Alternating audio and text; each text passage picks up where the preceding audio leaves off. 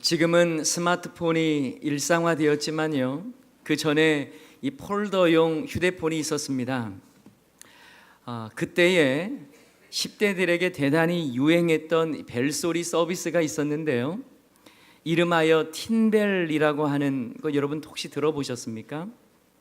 이 서비스는요, 국내에서보다도 유럽과 미국에서 대단히 유행했던 벨소리 서비스였는데요, 틴벨이라고 하는 벨소리 서비스는요, 10대들만 들을 수 있는 벨소리라고 합니다. 20대 후반부터는요, 이 벨소리를 듣고 싶어도 들을 수가 없습니다. 20대 후반부터는 청력이 떨어져서 8000Hz 이상의 고주파음을 들을 수 없다는 점을 착안해서 10대들만 들을 수 있는 이 벨소리 서비스가 틴벨 서비스였다고 해요. 누구나 들을 수 있는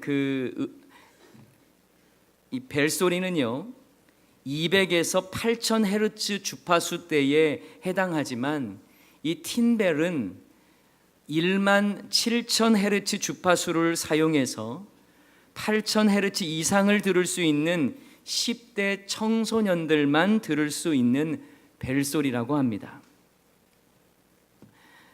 그런데 10대들이 이 서비스를 대단히 좋아했다고 해요. 왜 그럴까요? 수업 시간에 벨소리가 울려도 담임선생님은 듣지 못하기 때문에 그렇습니다. 그래서 이런 점들 때문에 10대들에게는 대단히 유행했던 이 벨소리 서비스가 이 틴벨 서비스라는 것이 있었습니다. 똑같은 소리지만 청소년들은 들을 수가 있고 나이가 있는 사람은 들을 수 없다라는 것, 왠지 마음이 좀 씁쓸합니다. 자, 그런데요, 영적인 세계도 마찬가지입니다. 하나님의 말씀을 듣고 깨닫는 사람이 있고 전혀 듣지도 깨닫지도 못하는 사람이 있다는 거예요. 하나님의 메시지를 듣고도 반응하는 사람이 있는가 하면 아무리 말씀을 들어도 설교를 들어도 도무지 반응하지 못하는 사람도 있다는 것입니다. 그래서 예수님께서도요, 모여든 무리들을 향하여 천국 복음을 가르치신 이후에 종종 하신 말씀이 귀 있는 자는 들을지어다, 이런 말씀하셨어요.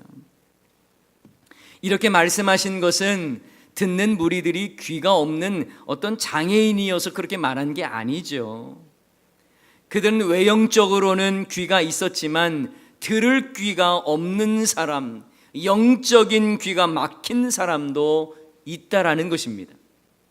과연 여러분은 영적인 귀가 열려 있는 분입니까? 아니면 영적인 귀가 닫혀 있는 분입니까? 저는 오늘 사무엘과 엘리 제사장의 이야기를 통해서 영적으로 귀가 열린 사람과 닫힌 사람의 모습을 함께 살펴보고자 합니다. 자, 그렇다면 영적으로 귀가 열린 사람은 어떤 사람을 말할까요? 먼저 영적으로 귀가 열린 사람은 하나님의 말씀을 들을 수 있는 사람입니다. 우리의 귀는요, 모든 말을 듣고 또 담을 수는 없습니다.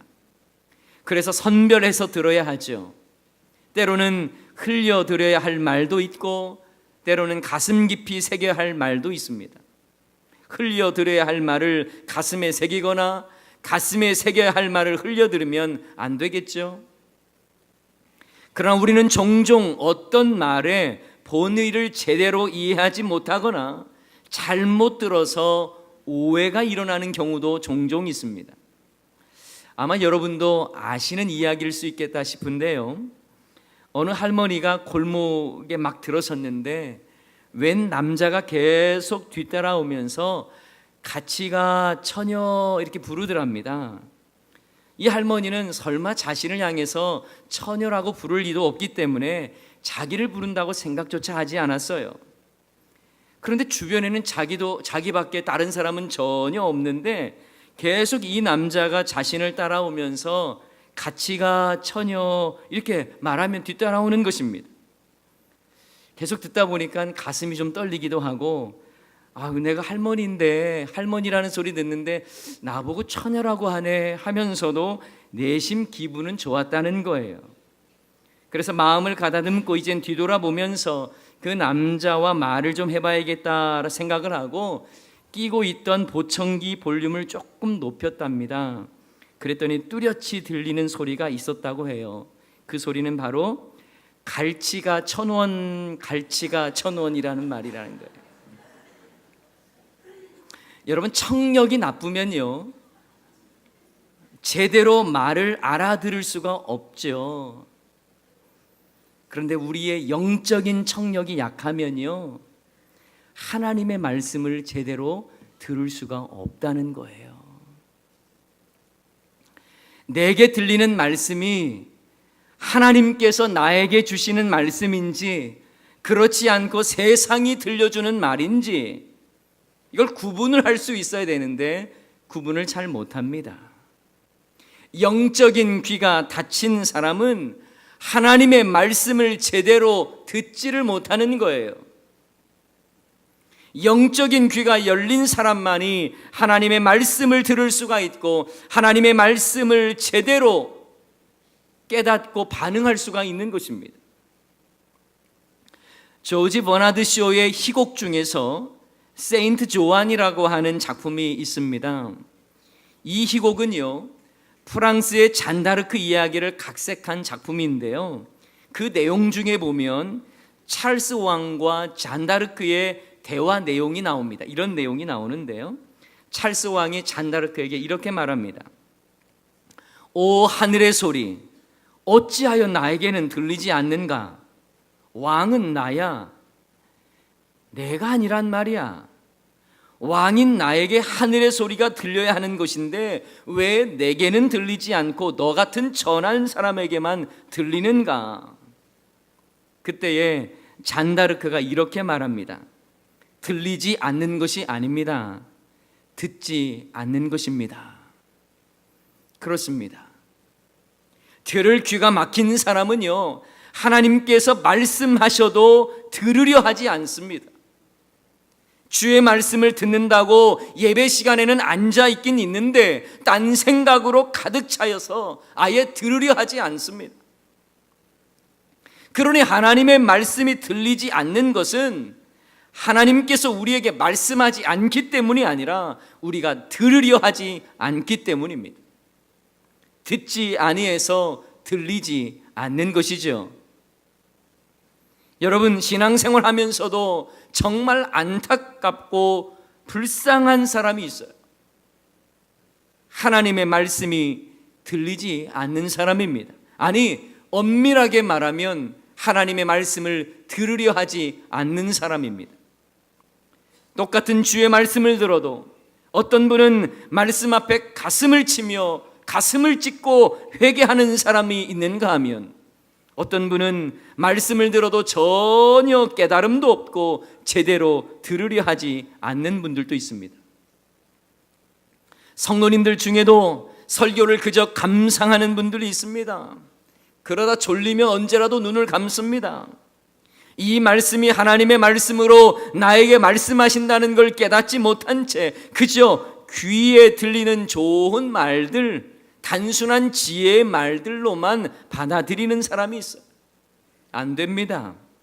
성경의 말씀을 하나님의 말씀으로 받아들이셔야만 합니다.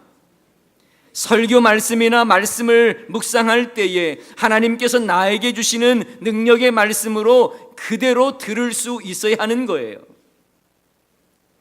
그렇다고 여러분, 하나님의 말씀이 여러분에게 신비한 음성으로 들리거나 꿈으로 들려주는 그런 말씀이라고 생각하지는 마십시오.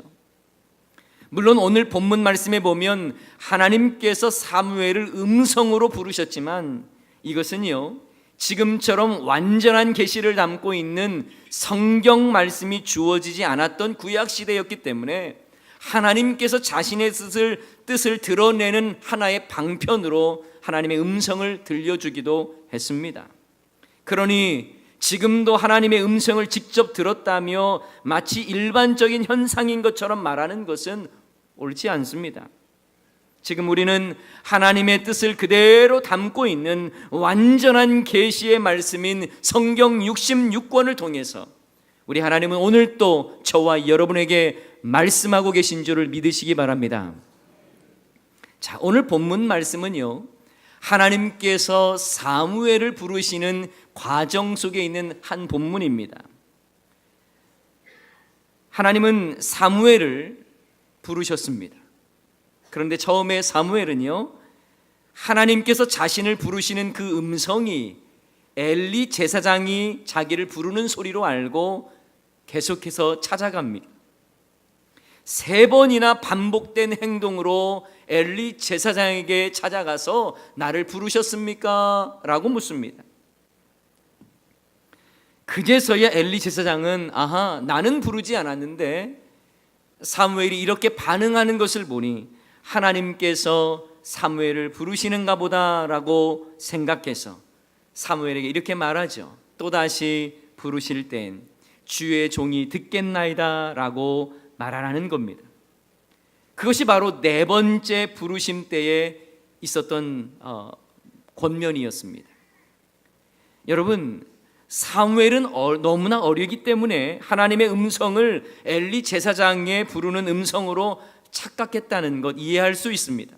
그러나 문제는 엘리 제사장은 하나님의 음성에 대한 확신이 이 4번째에 이르러서야 가능했다는 거예요.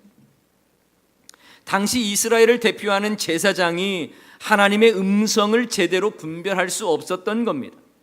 게다가 정상적으로라면 하나님께서 말씀하실 일이 있으면 당시 이스라엘 백성을 대표하는 엘리 제사장에게 말씀하셔야 옳습니다.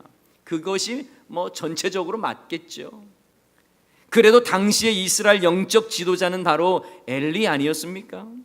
그러나 정작 민족의 대표적인 지도자요 제사장인 엘리에게는 아무 말씀하지 아니하시고 그 어린 사무엘에게 하나님께서 말씀하셨다는 사실이에요. 당시 사무엘은 성막의 일을 돕도록 보내진 시종에 불과한 어린 아이였습니다. 그런 어린 아이에게 하나님은 말씀하십니다. 엘리 제사장에게는 직접 말씀하지 않으셨습니다. 왜 그랬을까요? 그것은 바로 엘리 제사장은 자신의 명성과는 달리 하나님의 말씀을 제대로 들을 수도 없었고 분별할 수가 없었기 때문입니다. 하나님께서 말씀하실 때에 그 말씀이 하나님의 말씀인 줄을 분별하고 들을 수 있는 사람이 영적인 귀가 열린 사람인데 엘리 제사장은 전혀 그렇지 못했습니다. 그런데 더 놀라운 것은 하나님께서 사무엘에게 들려주신 말씀의 내용이 무엇이냐는 거예요. 그것은 바로 엘리 제사장의 가문의 멸망에 대한 내용이었습니다. 여기서 우리는 하나의 의문을 갖습니다.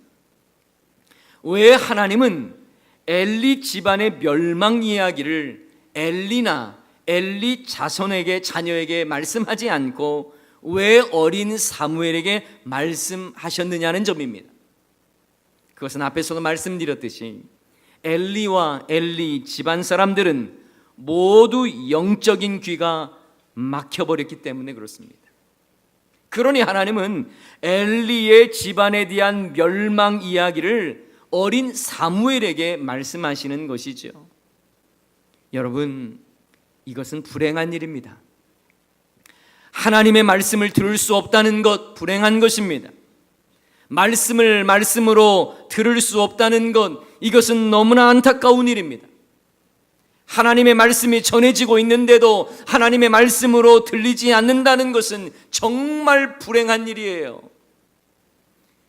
영어나 외국어가 좀 안 들리면 괜찮습니다. 그러나 하나님의 말씀이 들리지 않는다는 것은, 들어도 들을 수가 없다는 것은 너무나 불행한 일입니다. 신앙생활을 제대로 하지 않던 한 학생들이 있었다고 해요. 한 학생이 있었는데요, 어머니가 아주 강요해서 겨우 교회에 나왔습니다. 그런데 자기 혼자 교회에 나오기는 좀 심심하다 싶어서 친구랑 함께 교회에 나왔습니다.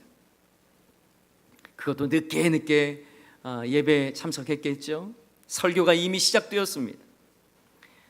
그런데 친구와 함께 설교 들을 생각은 하지 않고 서로 잡담하고 이야기합니다. 그런데 그날 설교 내용이 우리 잘 알고 있는 시편 23편 말씀이었어요. 여호와는 나의 목자시니 내가 부족함이 없으리로다. 그가 나를 푸른 초장에 누이시며 쉴 만한 물가로 인도하시는도다. 그런데 이들은 얼마나 성경 말씀을 잘 알지도 못했고 관심이 없었는지 이 유명한 성경 구절도 처음 듣는 내용이었습니다. 그런데 한참 설교가 진행되는 중에 한 친구 녀석이 이런 이야기를 하는 거예요. 야, 저 앞에서 말씀하시는 분이 계속 푸른 초장인데 초장은 원래 빨간 거 아니냐?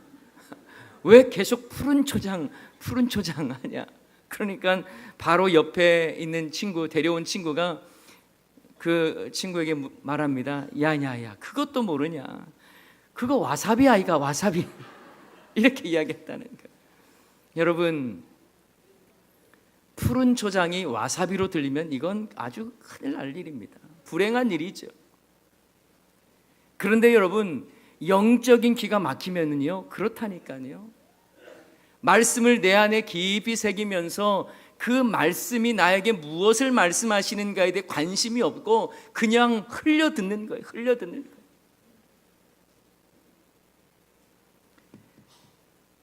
저와 여러분은 하나님의 말씀을 들을 수 있는 영적 귀가 언제라도 열려 있기를 주님의 이름으로 간절히 축원합니다.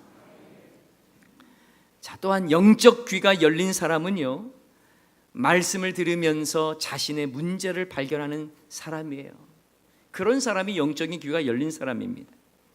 아무리 하나님의 말씀을 들었어도요, 그 말씀을 듣고 내 자신에게 적용시키지 못하는 사람은, 내 자신의 문제점을 발견하지 못하는 사람은 영적 귀에 문제가 있는 사람입니다.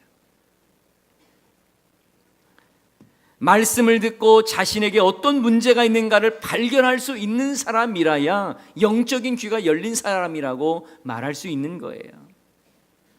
말씀을 들으면서 저 말씀은 저 아무개 집사가 와서 들어야 되는데 저 말씀은 내 남편이 와서 딱 들으면 좋았을 것을, 이것이 아니라 내 말씀이요 나에게 주어진 말씀이라고 하는 그 마음을 여러분 가지셔야 되는 거예요.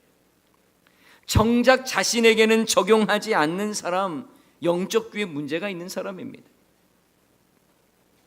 나에게 주시는 말씀으로 알고 나에게 적용해야만 변화가 일어나는 거예요. 말씀을 들으면서 자신의 문제점을 발견하고 복음 앞에 가슴을 치면서 회개하는 사람이 바로 영적 귀가 열린 사람입니다. 여러분, 사도행전 말씀을 보면요, 똑같이 하나님의 말씀을 듣고도 찔림을 받았음에도 불구하고 상반된 두 반응을 볼 수가 있습니다. 베드로의 설교를 들은 사람이 마음에 찔림을 받았어요. 그리고 스데반의 설교를 들은 사람이 마음에 찔림을 받았습니다. 그러나 반응은 달랐어요. 사도행전 2장 37절 말씀에 보면 베드로의 설교를 들은 사람들이 이렇게 반응합니다. 우리 다 같이 한번 읽어볼까요? 그들이 이 말을 듣고 마음에 찔려 베드로와 다른 사도들에게 물어 이르되 형제들아 우리가 어찌할꼬 하거늘. 말씀을 듣고 가슴이 찔려서 이제 우리가 어떻게 해야 되느냐라고 묻는 내용입니다. 그런데요, 정반대의 사람들이 있습니다. 스데반의 설교를 들었을 때 사람들 동일하게 마음이 찔렸어요. 그러나 그들의 반응은 정반대였습니다. 사도행전 7장 54절 말씀 읽겠습니다. 그들이 이 말을 듣고 마음에 찔려 그를 향하여 이를 갈거는, 이를 갈았어요. 그리고 7장 57절에도 보면 이렇게 말합니다. 그들이 큰 소리를 지르며 귀를 막고 일제히 그에게 달려들어, 스데반에게 달려들어 돌을 들어 칩니다. 똑같이 마음의 찔림을 받았는데